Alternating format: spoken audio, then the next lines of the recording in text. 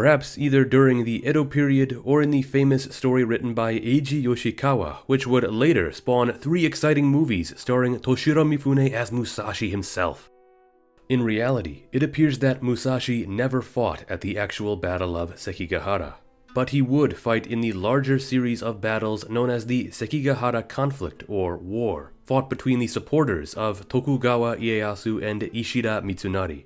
After rejoining with Munisai, who was at that point in service to the Kuroda family, Musashi is believed to have actually fought on the pro-Tokugawa side during the Eastern Army's campaigns in Kyushu. This would have been his first real experience of actual war.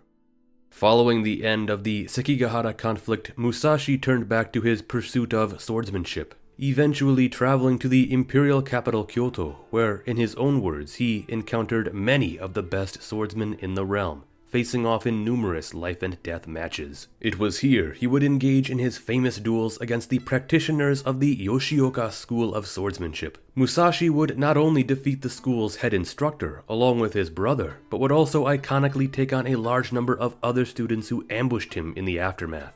Following this, in the year 1604, Musashi would come to establish his own sword school, originally called Enmei Ryu. He would also come to write one of his earliest texts on swordsmanship, the Heidokyo, Mirror on the Way of Combat, which he would continue to edit and further elaborate on throughout his life.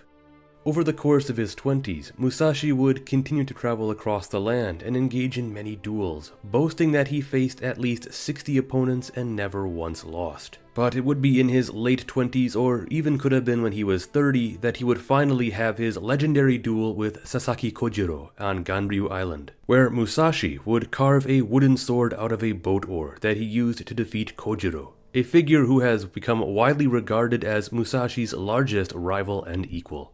Yet, although Musashi's life is so often remembered for this one key event, there is so much more he would go on to do.